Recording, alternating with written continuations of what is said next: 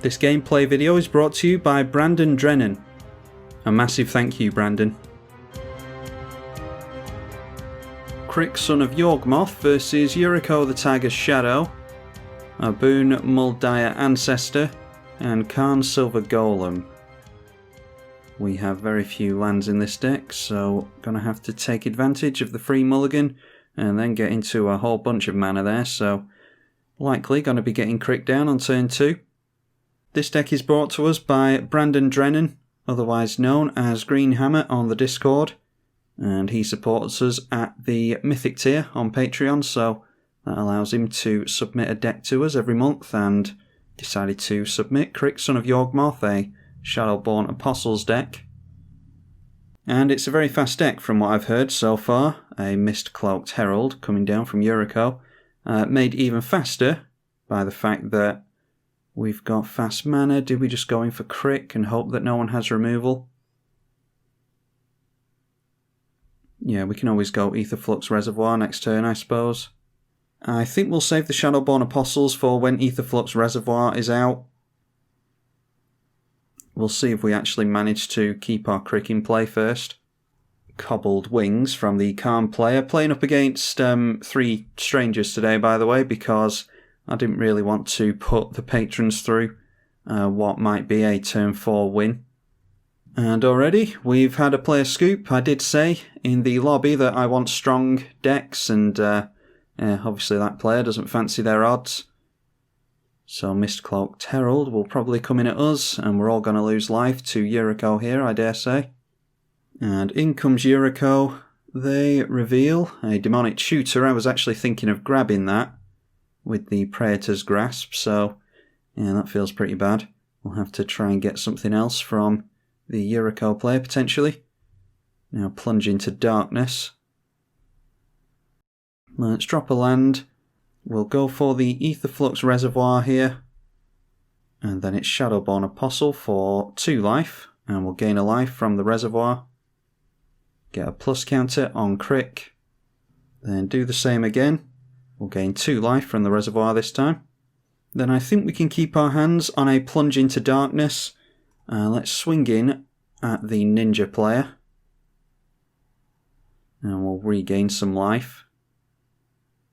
And I think I'm just going to dump a whole bunch of life into plunge into darkness. And that way we'll be able to look at a bunch of cards off the top. And yeah, we'll cherry pick what we can grab with that. I was hoping to get into Necropotence off of a Demonic Tutor from our opponent. Sol Ring from Yuriko. The Karn player decided to tap out, by the way. Cracking Flooded Strand. And then it is Diabolic Vision. Look at the top 5 cards, put 1 into your hand and the rest on top in any order, so they can put something big on top and hit us all for a bunch. Probably going to swing Yuriko in towards the Karn player to ensure that it gets through. And Yuriko does indeed swing into the Karn after the Diabolic Vision resolves. And with that, I've no doubt they're going to reveal something big. It is Skull Snatcher, so wow, is that the biggest thing they had on top? That's pretty unlucky. So we only go down to 34. Let's go for Plunge into Darkness, and we'll pay X life and look at the top X cards. Gain a life from the Aetherflux Reservoir, plus counter on Crick again. And let's see if we can grab something with this. Plenty of tutors in the deck as well. So I'm just going to look at the top 10 cards here. A Necropotence would be nice. Alright, well there's Demonic Tutor. I think we go for Demonic Tutor there. And then we draw ourselves into a Mana Crypt, which is obviously just more mana, and it's a spell being cast for the Aetherflux Reservoir. We could go for the Necropotence with Razaketh as well, but it's less mana with a Demonic Tutor, so let's go with that. And all this while, gaining life and plussing on Crick. The fast mana has really helped us here. Grab the Necropotence, we'll pay the life into that. And then why don't we throw down the Razaketh as well. And we can go for the Bolas's Citadel. So there we go, taking Crick up to 8. We've got ourselves a tutor now. Let's gain some life with Crick before we refill our hand with the Necropotence. And with Necropotence, Aetherflux Reservoir, and Bolas's Citadel in play, we'll be able to just play our entire deck and gain a bunch of life, so one of the many ways of winning in this deck. Maybe we could have won in a different way by now, I'm not sure. But we'll just go for all of that stuff there. I've got Demonic Consultation now, so I'll probably just go for the Bolas's Citadel with that. We'll see what happens to the board state between now and our next turn. Hedron Archive from the Karn player. We can always go for Thrumming Stone as well because we've got Shadowborn Apostles to play now, and that will gain us a heap of life with Aetherflux Reservoir. Swiftfoot Boots, Karn still setting up over there. Suffering 2 not gaining as fast a start as we did. And still no creatures in place, so Yuriko can deal a lot of damage to us potentially. They do have to consider the fact that Crick can swing back in at them though. The Yuriko player going straight into combat here, and I dare say they turn into sideways to the left, they do. And they'll gain themselves some card advantage this time, a Cunning Evasion. And that might be a Toxic Deluge from our opponent. They've tapped 3 mana. Nope, Diabolic Intent. So they get to search their library. They don't mind their commander going into the command zone because they can pull it out for 2 easily enough. And yeah, I thought they were going for a board wipe there. In this case, we might as well use the Razaketh. We'll sacrifice a Shadowborn Apostle. I want to get Bolas's Citadel and Thrumming Stone into hand. We'll probably go for a Thrumming Stone wing because it's more fun. Sacrifice the other one and get the Citadel. And then we might as well go for another tutor by sacrificing our own commander. Put Crick in the command zone. And we'll just grab ourselves another Shadowborn Apostle just so that we've got more triggers with the Thrumming Stone. So losing the Razaketh to the board wipe. We'll not draw a card at the beginning of the turn thanks to the Necropotence. Potentially get bolted by the coin flip here, but we do not. So let's drop a land.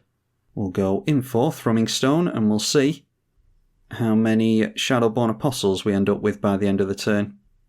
Ripple 4 from the Thrumming Stone, and we do cast everything that we reveal. Or all the Shadowborn Apostles that we reveal. So we reveal 2 there. Each of these will ripple 4. So we'll cast that Shadowborn Apostle and that one. And then the other 2 can go on the bottom in any order. We get more Aetherflux Reservoir triggers, more Ripple 4 triggers, and you can... yeah, I mean you can tell where it goes from here. First one whiffs. And then we reveal 4 more Shadowborn Apostles. So look at the cards. Cast all 4 of them. And we pretty much get all of our Shadowborn Apostles into play from here, I dare say. Aetherflux Reservoir continuing to trigger. And once that resolves, we will gain a heap of life. 2 more Shadowborn Apostles off that one there, so I think I'll just fast forward here. You kind of get the gist at this point, I imagine.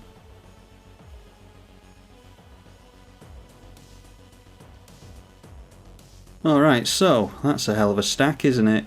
Actually going to start saying no to some of these Shadowborn Apostles. Because we've got more in hand. If we're desperate for more life, we'll take our opponents out with Aetherflux Reservoir's activated ability at this point.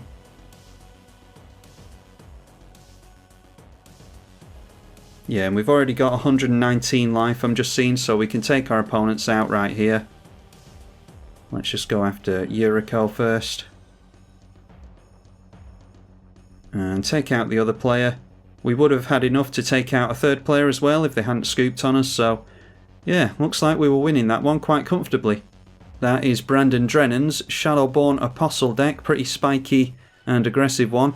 The Sol Ring definitely helped us there, but I dare say that we would have gotten off to something similar to this in another turn or 2 had we not have done it there.